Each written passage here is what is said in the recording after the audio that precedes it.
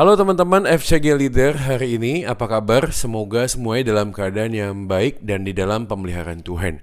Nah, ini adalah video tentang pembinaan buat kita sebagai FCG Leader, baik ketua ranting maupun juga mungkin FCG Leader atau kita semuanya yang ada di dalam basis pelayanan pemuridan di Komisi Dewasa GKI Pregolan.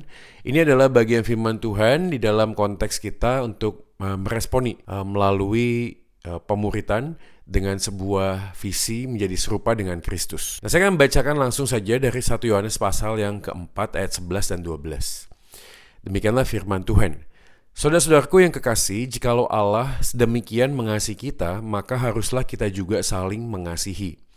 Tidak ada seorang pun yang pernah melihat Allah. Jika kita saling mengasihi, Allah tetap di dalam kita, dan kasih-Nya sempurna di dalam kita.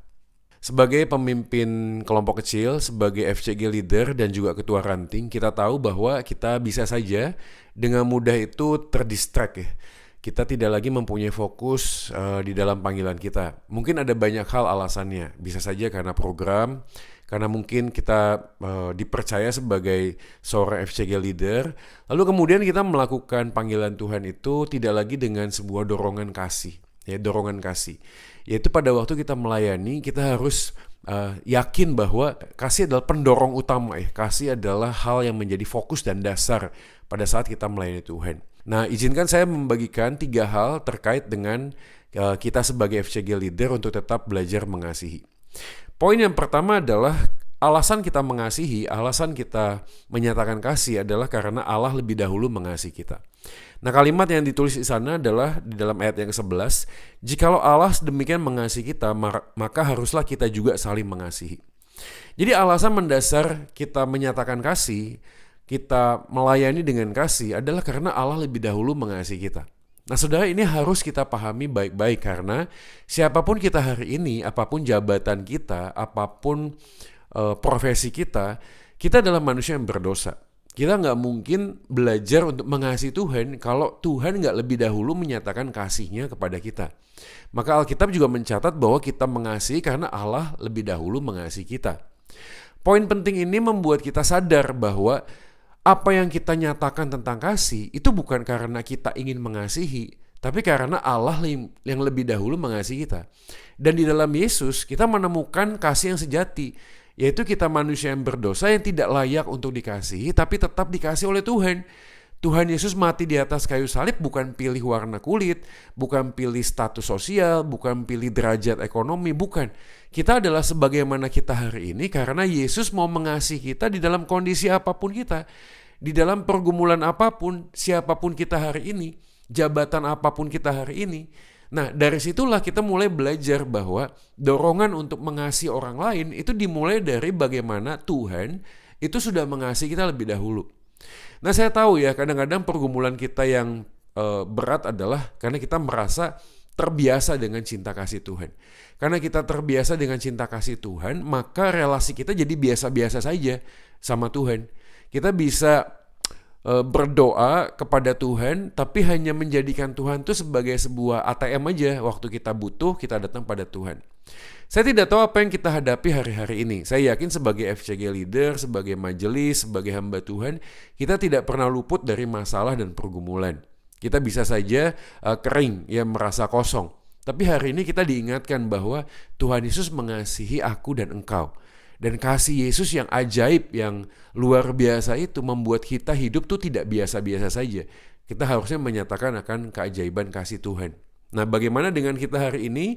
Maka ada baiknya kita mencoba untuk mengambil waktu sejenak untuk memikirkan apakah sebagai FCG leader, sebagai ketua ranting, sebagai hamba Tuhan, sebagai majelis, kita menyadari bahwa kasih Tuhan tuh yang begitu besar ya. Begitu besar yang mengubahkan hidup kita dan membuat kita mengerti apa arti hidup yang sejati. Alasan kita mengasihi yang kedua adalah karena kasih menyatakan akan kehadiran Allah yang tidak kelihatan. Nah, teman-teman dan saudara sekalian, ini penting karena pada waktu kita bicara tentang kasih dan Allah yang tidak kelihatan itu dinyatakan melalui kasih, maka kita kemudian memahami begini.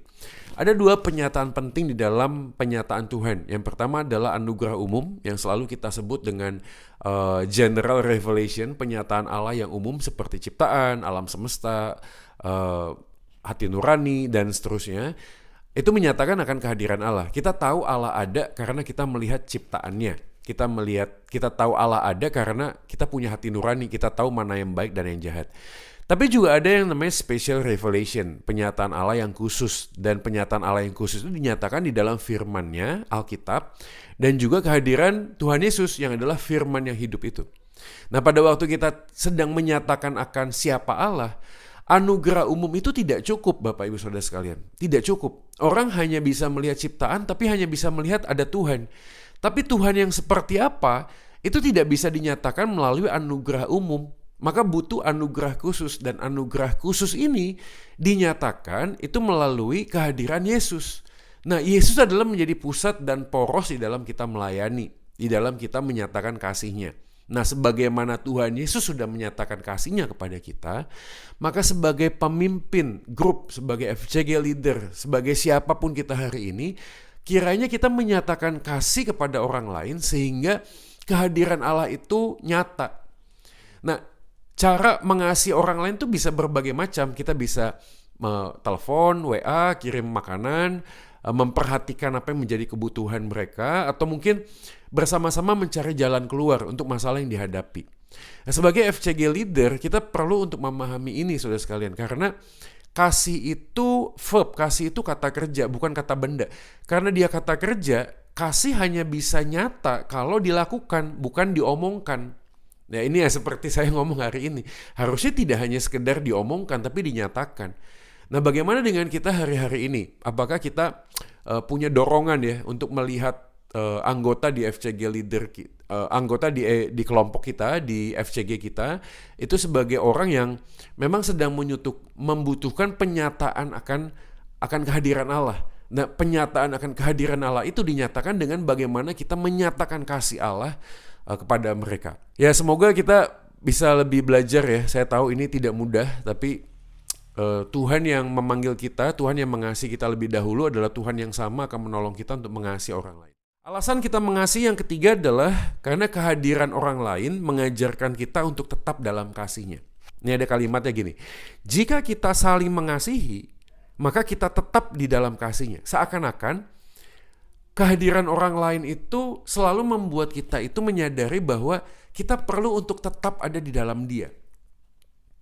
Kehadiran orang lain itu membuka mata hati kita untuk menyadari bahwa di dalam kelemahan pun kita bisa belajar saling mensupport, saling mendukung. Ya.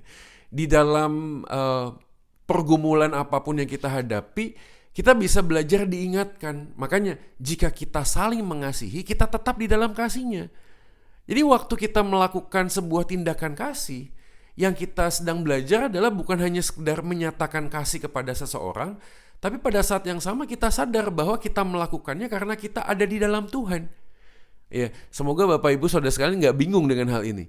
Jadi waktu saya ngomong atau saya sedang mengasihi seseorang, pada saat saya mengasihi, saya sadar bahwa saya melakukan ini karena saya ada di dalam Tuhan. Tapi sebaliknya, waktu saya tidak sedang mengasihi, waktu saya tidak mengasihi seseorang, pada saat yang sama kita bisa saja lupa bahwa kita ada di dalam kasih Tuhan.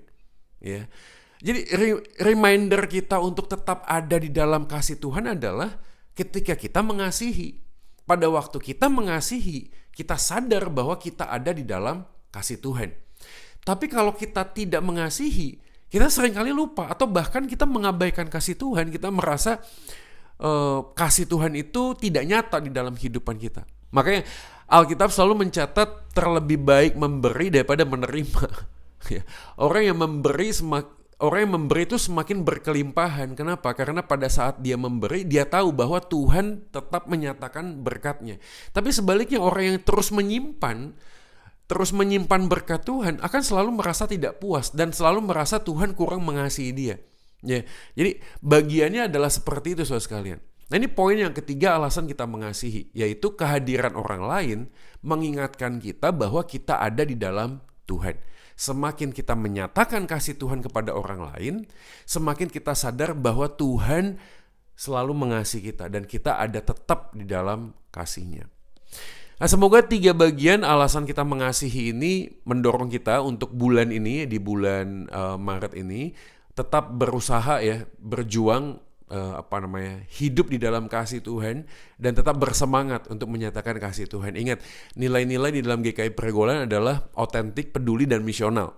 Ya, otentik, peduli, dan misional. Dan nilai-nilai ini ada di dalam sebuah kerangka untuk menjadi semakin serupa dengan Yesus. Nah, pada waktu kita menyatakan kasih Tuhan, kita belajar untuk melihat dan mengingat akan kasih Tuhan kepada kita. Pandanglah mereka sebagaimana Tuhan Yesus memandang mereka, dan bagaimana Tuhan Yesus memandang kita lebih dahulu. Akhirnya Tuhan Yesus memberkati kita semua, tetap semangat, tetap sehat, Tuhan Yesus memberkati, dan Solidio Gloria.